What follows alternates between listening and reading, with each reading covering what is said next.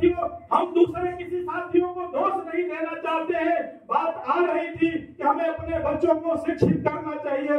निश्चित रूप से हम इस बात से सहमत हैं कि इस मीटिंग में हम झांसी के मंडल में भी हम ही लोग जाते हैं, लखनऊ भी हम ही जाते हैं, दिल्ली भी हम ही जाते हैं।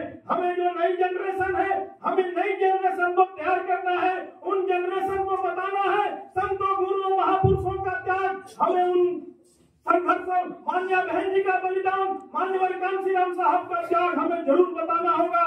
नहीं तो साथियों, physics, chemistry, math, cos theta, sin theta पढ़ करके वो दूसरे लोगों से तुलना करने लगे हैं। निश्चित रूप से हम दूसरे किसी का दोष नहीं देते। जो हम जैसे जिम्मेदार पदाधिकारी हैं, हम सबकी नैतिक जिम्मेदारी बनती है। जिसको माननीय बहन जी ने जिम्मेदारी दिया है, उसकी नैतिक ड्यूटी है कि हम ऐसे नौजवान साथियों को आगे लाए, हम ऐसे नौजवान साथियों को उनके अधिकारों और कर्तव्यों में बनाए। नहीं तो वो लोग जो किताब की कुंजी लेके घूम रहे हैं, जो संविधान की तथाकथित रूप से वो संविधान हम कतई नहीं मान सकते। जिस संविधान की किताब पर डॉक्टर अम्बेडकर की फोटो ना हो, हम उस किताब को कतई संविधान नहीं मान सकते। जिस संविधान की किताब पर पार्लियामेंट की फोटो नहीं हो, लेकिन नौजवान साथियों, कुछ दो लड़कों ने किताब लेकर के डॉक्टर अम्बेडकर का संविधान बता करके बचाने की मुहिम छेड़ करके जो हम भोले भाले नौजवान साथियों को गुमराह करने का काम किया, उन नौजवान साथियों को हम जरूर बताना चाहते हैं कि आपको दोस्त और दुश्मन में फर्क करनी होगी, असली और नकली में फर्क करना होगा और एकजुट होकर के बहुजन समाज पार्टी की ताकत को बढ़ाना होगा। माननीय बहन जी के चुनाव निशान हासिल के सामने वाला बटन दबाना होगा, चाहे जो भी परिस्थिति हो, चाहे जो भी मजबूरी हो, चाहे जितने अपमान झेलने पड़े, चाहे जितने तिरस्कार झेलने पड़े, हमें एकजुट होकर के माननीय बहन जी के हाथों को मजबूत करना होगा।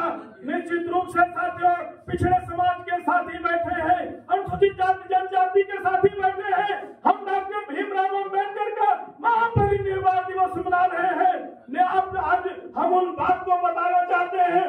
तमाम लोग कुछ दलों की चर्चा कर रहे थे, वो भी डॉक्टर अम्बेडकर के मूर्ति पर माल्यार्पण कर रहे थे। एक साथी ने जरूर मंच से कहा कि नकल वो कर सकते हैं, लेकिन जो काम बहुजन समाज पार्टी आज वर्षों से कर रही है, उन कामों को आज ये Bharatiya Janata party, Congress party, Samajwadi party doctor Ambedkar को दलितों का नेता और मसीहा घोषित करने में लगी हुई है। हमें अपने नौजवान साथियों को जरूर सावधान करना होगा। हमें अंसार समाज के साथियों को जरूर सावधान करना होगा कि डॉक्टर अम्बेडकर सिर्फ दलितों के नेता नहीं थे, डॉक्टर अम्बेडकर सिर्फ दलितों के मसीहा नहीं थे। उन्होंने जो संविधान बनाया, समता, स्वतंत्रता, बंधुत्व, न्याय पर आधारित जो धर्मनिरपेक्ष संविधान बनाया है, वो सिर्फ दलितों के लिए नहीं है। धारा 340 में जो पिछड़े समाज के लोगों को अधिकार दिए, आपको मालूम है बातें लंबी हो जाएगी। डॉक्टर अम्बेडकर साइमन कमीशन के माध्यम से उन तमाम पिछड़ी जातियों जो समाज के मुख्य धारा में नहीं जुड़ पाई थी, जिनका सर्वांगीण विकास नहीं हो पाया था, ऐसे सभी जातियों को धारा 340 में जोड़ करके उनके मान सम्मान स्वाभिमान की रक्षा की नींव रखी थी। वो सिर्फ दलितों के लिए नहीं था। डॉक्टर अम्बेडकर सिर्फ धारा 340 के बाद 341 का प्रावधान करते हैं, जिसमें अनुसूचित जाति की व्यवस्था होती है। साथियों, हम बताना चाहते हैं पिछड़े समाज के साथियों कि डॉक्टर अम्बेडकर पर जिस तरह से जानलेवा हमले हो रहे थे, कभी 340 लिखने के बाद 41 लिखने का अवसर नहीं मिलता, 42 लिखने का नहीं अवसर मिलता, तो आज देश की हालत क्या होती आप कल्पना कर सकते हो।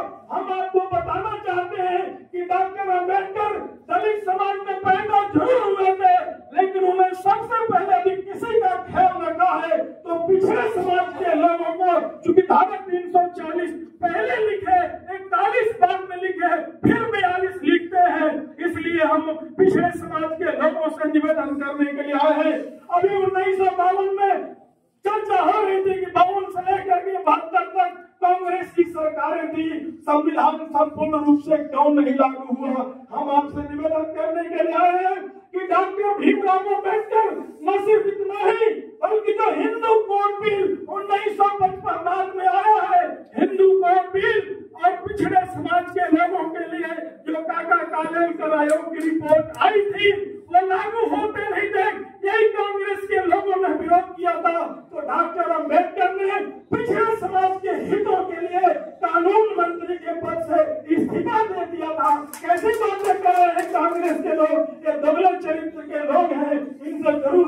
विश्राम लेना होगा साथियों, लंबी वार्ता हो जाएगी।